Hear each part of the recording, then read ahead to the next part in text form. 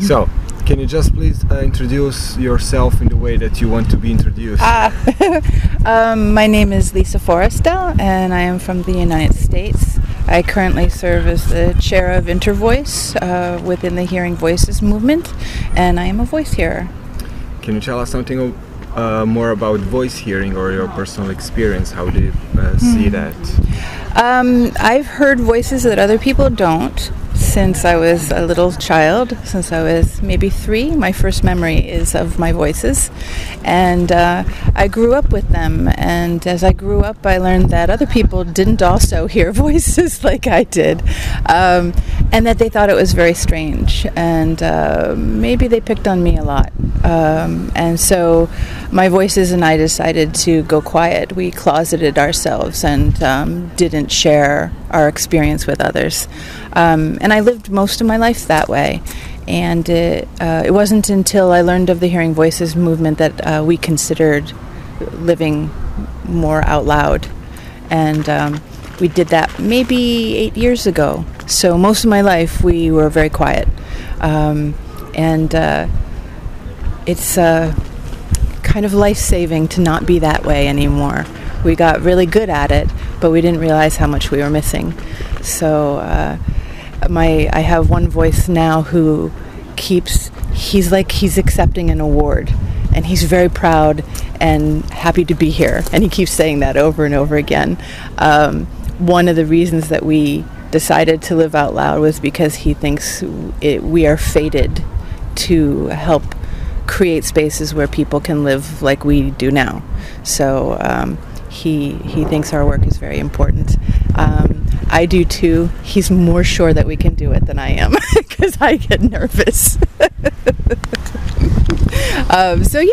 And since then I have done strange things like travel the world and meet people with incredible stories and feel my heart bond with other voice hearers as I learn over and over again that my voices and I are not alone.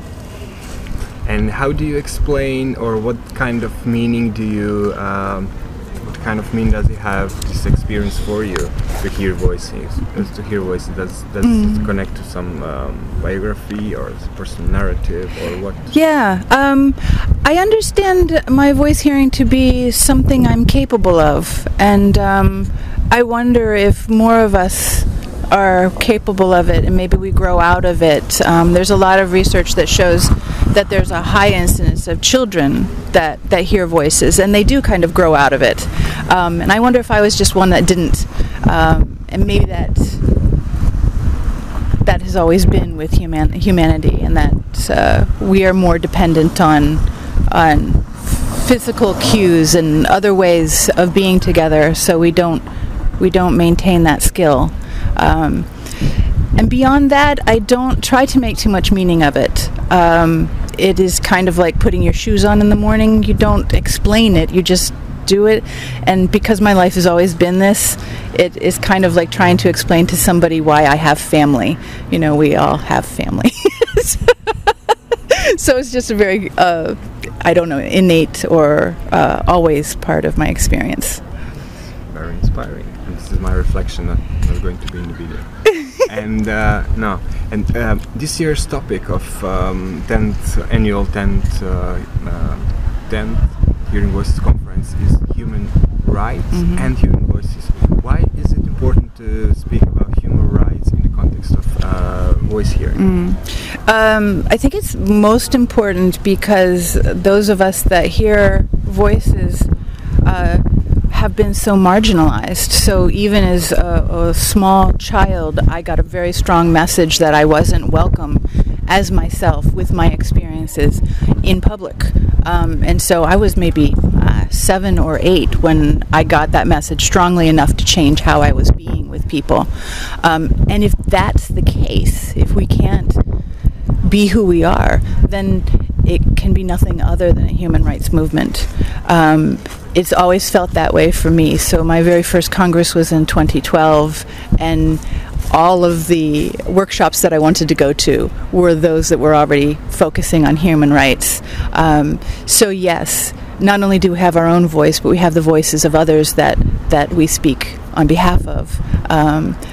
He's still accepting an award, but he wants us to know that he gets to choose how he lives, and that he lives as my companion, and that he doesn't miss the rest of the world, and he doesn't miss the poor treatment of others. And so I think kind of as my companions and I are kind of family, and as a family we are quite devoted to human rights just in general practice. And to see folks, especially those that have been brought into psychiatric care, lose their agency, their ability to choose their own paths, and to not generally be recognized in an intersectional way with other marginalized factions of our society, is terrifying. And it's being kind of ignored by our general populace, and even other marginalized people don't realize that there is a connection between those of us that have ended up in psychiatry or mental health and those of us that have had civil rights atrocities or other kinds of marginalized behavior inflicted upon us. Just for the end, can you tell us your experience? Why is it important to have conferences, or what conferences brought to you, for example? I think the importance of the conference is to meet people like you, and to it reminds me again and again that I'm not alone. So in my world at home, we have our groups, and we get together and we remind ourselves that we're not alone. But then we think maybe we're the only group, because there's not a lot of groups next door to us. And so we close each of our groups with an awareness that we are part of a movement, and that movement is international, and it's 32 plus countries and growing all of the time, and that there is agency, and there is sustainability, and there is commonality in our experience that wraps around the globe, and that every moment of every day, even when we're sleeping, there's likely a Hearing Voices group happening. And this is just kind of that pinnacle of that every year, is when we come together and kind of bow down to all the work that's being done around the world yearly. Beautiful. And in just in one sentence, what would you say to voice here who are listening to you and seeing this video in Czech Republic, maybe, but they don't know anything or very little about Hearing Voices? One sentence is, you are not alone. So you are not alone. Seek out your friends; they are here. Thank you.